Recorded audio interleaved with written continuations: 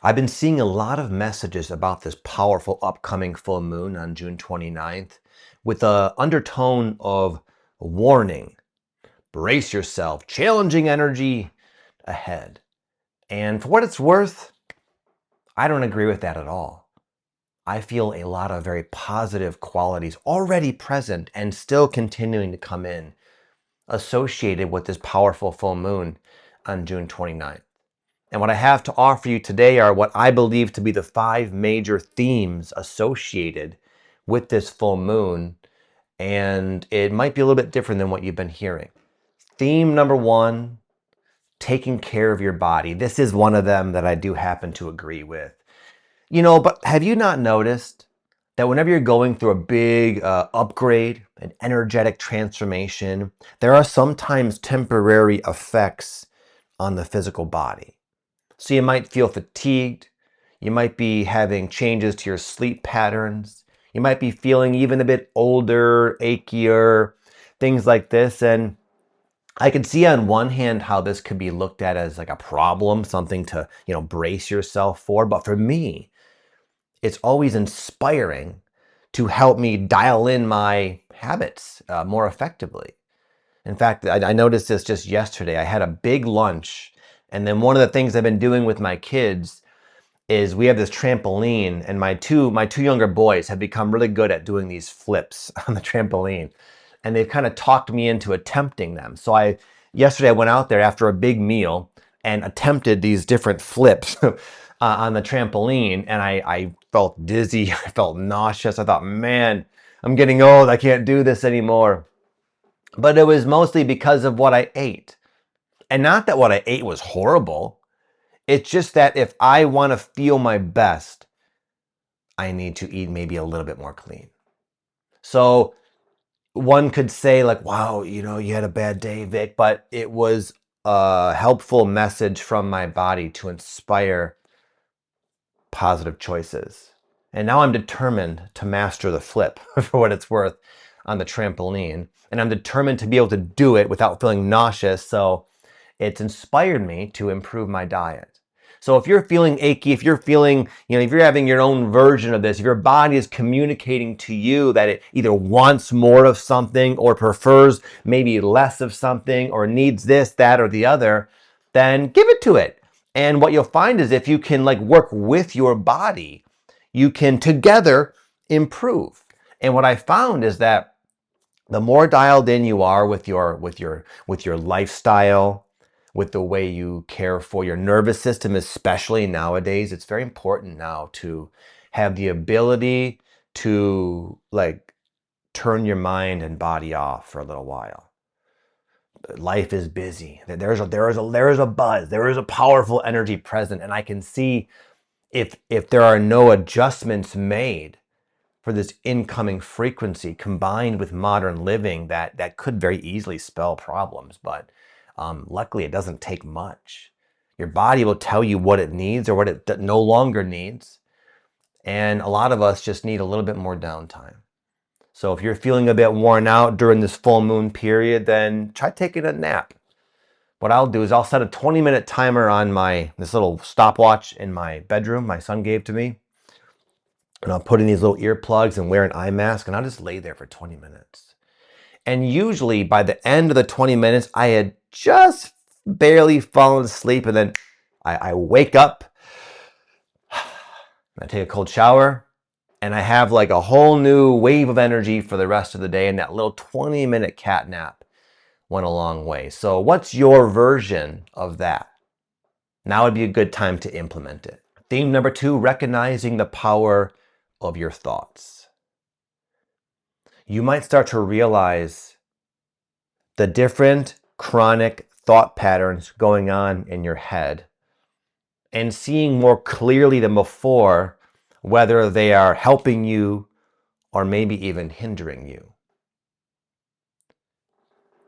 I'm a big fan of this spiritual teacher named Adyashanti, and he said that when at a very young age, he noticed there was something off about the adults.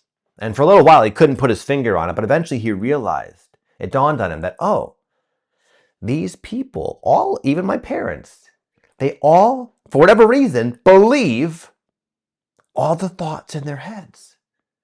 They just blindly trust them as if they are true. When to this little kid, it was so obvious that many of the thoughts that run even through his little childish head don't make any sense, don't really line up with logic and reason and even common sense sometimes. So for him, it was this obvious thing to not just buy in to whatever's going on in the head. Now he became enlightened. He has that gift. We're working at it. So for us, we might be starting to slowly have that same realization, but the power and the implication of that is almost impossible to describe in words. It can create a huge shift in the way you go about living your life. This happened to me the other day. My family and I, we always watch TV at the end of a long day, and it's a very nice experience. I'm blessed. My two boys and my wife and my dogs, we all just kind of snuggle on this couch with blankets, and usually it's after a nice long walk and we're kind of retiring for the evening. And no matter what we're into, we usually end the night on a lighter show. So we'll watch The Office. We've gone through The Office like 17 times. So seriously, once we finish like the 9 seasons, we'll just start it over and go through. We watch like an episode a night, and every single night without fail, I will start to worry. Once my mind realizes that, oh, we're relaxing, it's time to unwind, time to just enjoy your life. What about this, Victor? My mind will always come up with something to justify this conditioned anxiety that comes on for whatever reason when I'm trying to enjoy The Office on the couch with my family. And I have tried for so many years to get to the bottom of it. Where is this coming from? Many times I'll get sucked into the worry and try to like solve it on a mental level. Well, if I fix this, if I do this, if I prepare here, then I'll be good. But like over the years, I realized, oh, there's always something. It's not really the thing my mind says it is. It's just this pattern of worry. And just yesterday, or not yesterday, a few days ago, I realized that what I'm doing here is what my mom would always do, which is worry over nothing, essentially. And looking back even further, my grandmother had the same unnecessarily worrisome temperament. And like a common cold, it was just passed down to my mom, habituated in her nervous system, in which I was born from and raised within this energy field of chronic, unnecessary worry. And here I am afflicted as well. But in seeing that, the second I noticed that, those feelings and thoughts were completely gone. When I realized these are not my patterns. Like Adashante, I don't have to buy into this anymore. And nor do you. I imagine you have your own version of this. You have your own version of conditioned mental thought patterns that are repetitive, negative, maybe even fear-based like mine, that don't ever do you any good. They don't necessarily improve your life or even accomplish what they intend to do, which is to prepare you for whatever it is. And now's the time where you might have your own kind of awakening experience where you realize which thought patterns are working for you, and also realize your power to create new ones if you'd like. I've been reading this book, Reality Transurfing. It's a kind of one of those like underground books, but a lot of people have read it. Real powerful book by this like Russian, I think, physicist or something. Vadim something or other, but real good book. And it talks about pendulums, and which is kind of like to say like the energetic momentum of thought forms, and especially when multiple people have the same thought form, it creates this pendulum. And these pendulums almost have like an existence in their own right, and for their own survival, they try to suck people into them. So most of us have our own pendulums that are not working for us, that are weighing us down, swinging us in the opposite direction of where we would like to go. But luckily, we have somewhat of a control over our thoughts, and we can choose our own pendulums. Like I was thinking even myself, like what if all this time you spend worrying, instead you started visualizing and even fantasizing about what I do want? How do I want the next day to go? How do I want to feel? What kind of day do I intend to have?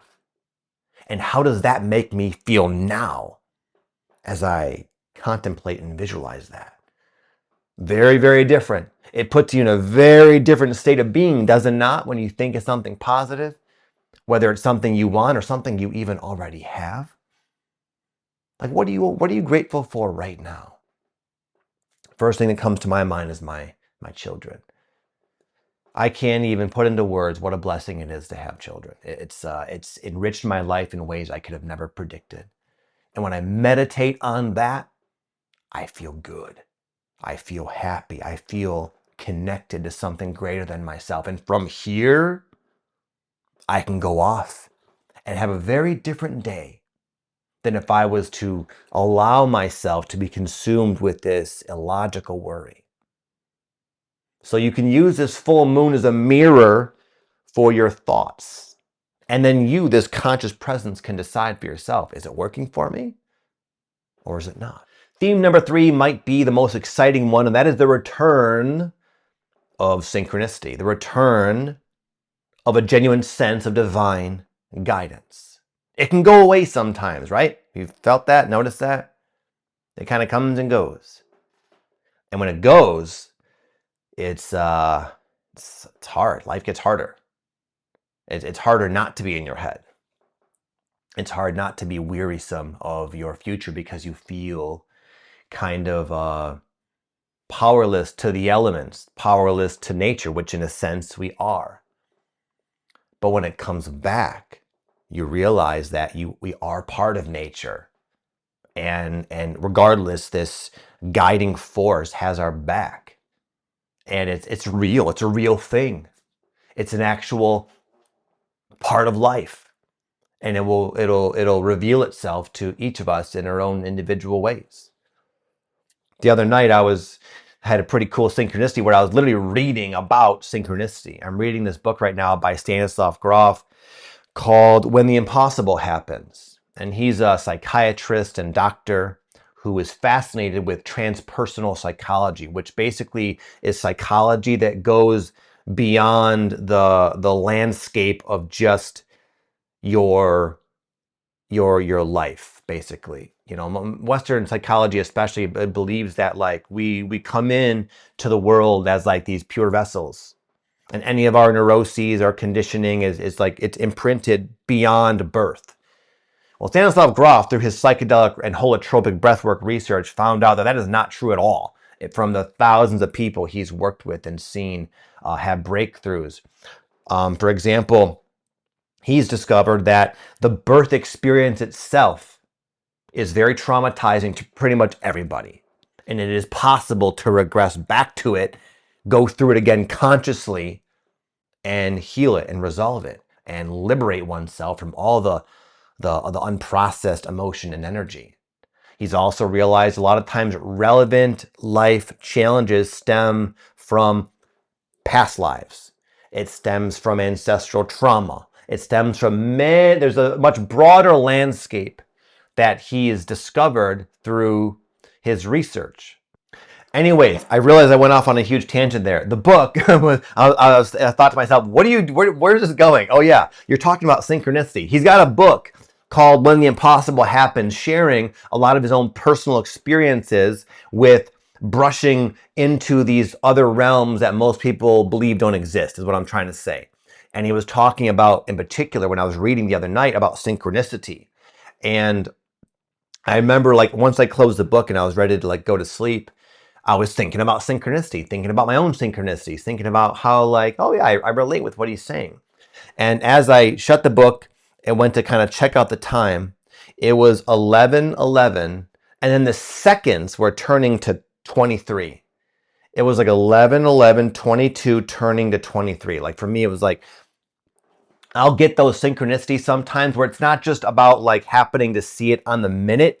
It's literally seeing it on the second, the instant it's turning into a synchronicity. It'll like pop out at me.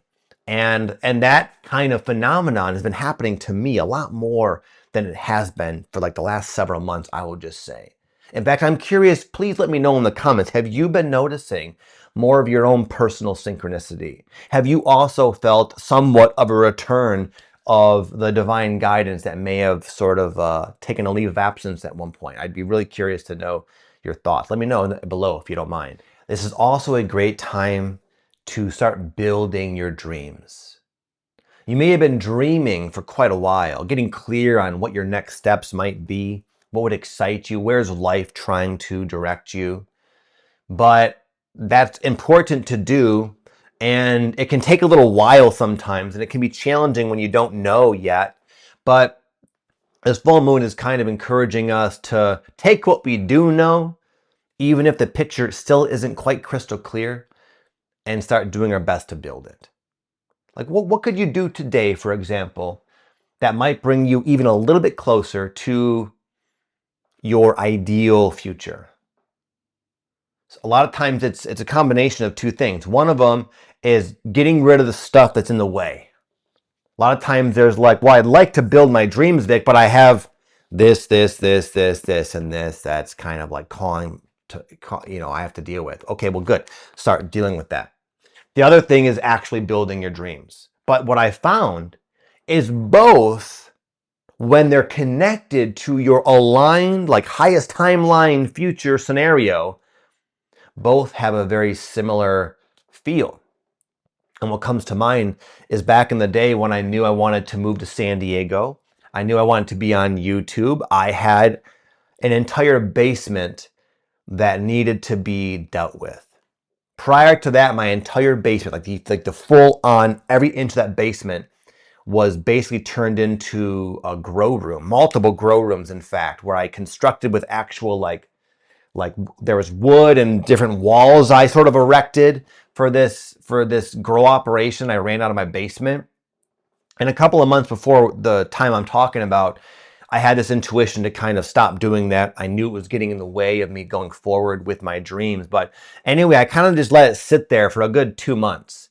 And there were like dead plants, and it was getting mold, and there was like spiders, and it was a very like nasty sort of situation. And it was like my entire basement. And there was just, I put it off because of just the sheer amount of work and effort I knew it was going to take to like clean it all up. It was like, didn't even know where to begin.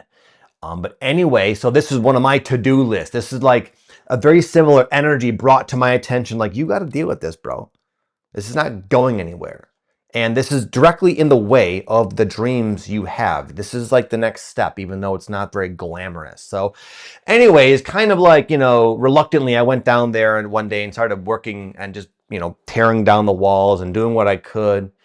And I realized that, you know what, this could actually be kind of cool. So I brought like a little speaker, and I started listening to an audiobook. The book in particular was called Mastery by Robert Greene, which is an amazing book about finding your purpose, by the way. I won't I'll refrain from going off on another tangent about that. But I was listening to it, and the stories it was sharing was just so synchronistic and so spot on for where I was in my life that I came to eventually look forward to going down in the basement, cleaning up the plant matter, taking down the walls, taking the nails out of the 2x4s one by one, and listening to this book. And as I was doing this drudgerous work, listening to the book, I felt aligned. I had this genuine sense that I'm exactly where I need to be in this moment. These mundane activities are directly, equally connected to where I'm going in life. And I could feel that. And it turned the experience into something that was, honestly, it felt like I was in a flow state as I was doing that, because time would pass very quickly. And it was like, oh, I guess I gotta get upstairs for dinner. The time just sort of snuck on by. So my point is, before that, I looked at it like, well, I'm not going to be good until I get where I want to go. And everything between now and then is like a stepping stone. And that's not an ideal way to look at life. And I found it to be just fundamentally not true, energetically not a reality. I found that cleaning that basement was just as enjoyable, honestly, as filming this video, as moving to San Diego and doing all the things my soul was like longing to do. It was all equally part of it. But nonetheless, wherever you are envisioning for your future, it's going to come down to you doing it. You are the one who's going to make it happen brick by brick by brick, but it doesn't have to be a problem. It doesn't have to be a job. It doesn't have to be a chore. You can enjoy the bricklaying because you'll know it's connected to where you want to be. And I found that when we avoid taking the actual physical action steps, there's all sorts of negative consequences, honestly, where we'll start to feel like more and more pressure weighing us down because we know we're neglecting something.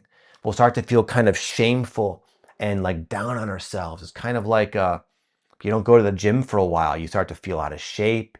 You start to feel kind of guilty. And these are not like good feelings in a way, but they're also sometimes just a consequence of not doing what you know you should be doing. And this full moon might make that very clear to you. Like, listen, you got this dream. What are you waiting for? If you don't want to keep feeling like you're not getting things done, well, guess what? Get some stuff done. You have that power. And it doesn't have to be a big deal. It can be even enjoyable. And finally, the fifth theme is becoming very mission focused. You might, in your own way, attract something in your daily life to kind of remind you of what's at stake here. Remind you of where humanity's at, where the world is at. We're at kind of like a tipping point, are we not? There's a collective pressure that's building and building and building and building, and most people are not really dealing with it all that effectively. And here you are. You have this sort of understanding of what's really taking place.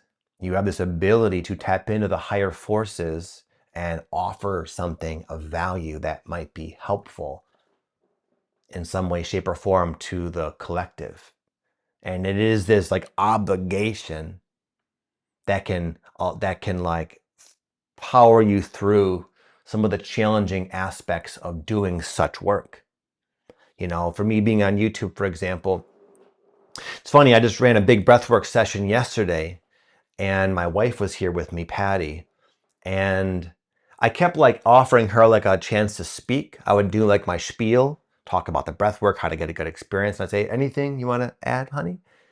She'd be like, no. And I made a joke. I said, you know what, in real life, everybody, she's the talkative one and I'm the quiet one, which is very true. And I say that to say this.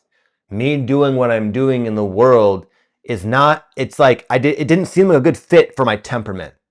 Quiet, sometimes shy, very introverted, doesn't like attention, doesn't like even being on a computer, quite honestly.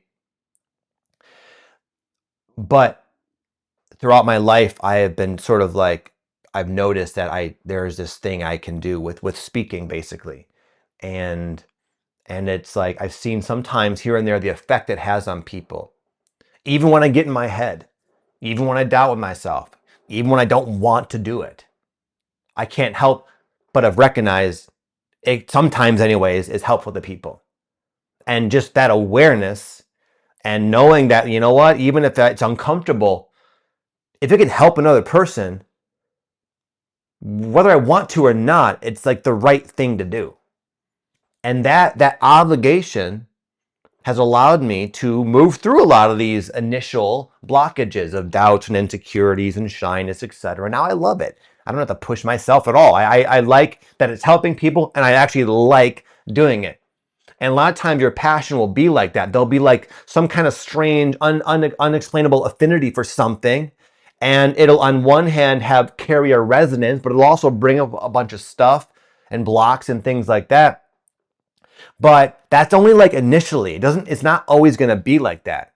It's something that you might have to work at and practice, but eventually you can become wonderful at it and great at it and actually enjoy the heck out of it with almost no resistance. But a lot of people, I think, stop themselves because it's scary initially. This full moon might bring to your awareness that, listen, if you're afraid, fine. Someone's got to do it. And you know you could do it. It's your obligation. The world needs it, period. And good. If that's what it takes to incentivize you to do what you came to do, then so be it. I saw the movie the other day. Maybe you have seen it as well. The Hail Mary Project, I think, with Ryan Gosling. I was so touched by that movie. I thought that was such a fantastic movie. And after that movie, I felt like it doesn't matter. Like all of a sudden, my wants, my desires, my preferences, they literally felt so insignificant because I resonated with the movie. Not that I'm like going to go into space or anything crazy like that, but I was like, I can help. I'd like to help. It felt like the only thing that mattered, honestly, is helping. And you know what? It was like after that was the night I had that crazy synchronicity because I felt so in alignment. It's like, this is like the mindset that my life has been trying to get me into, this mindset of service.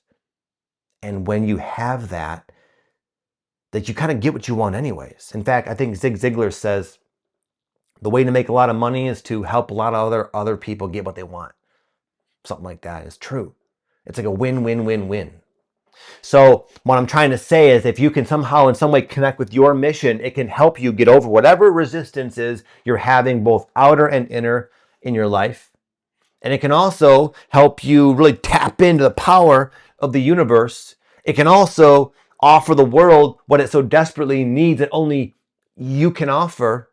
And the awareness of the fact that that's all happening will bring you this amazing feeling of satisfaction. It's a win-win-win all around, my friend. That's my take on the full moon. Take it or leave it. It's really up to you to decide what resonates and what does not. Regardless, I'll see you soon. Thank you for watching.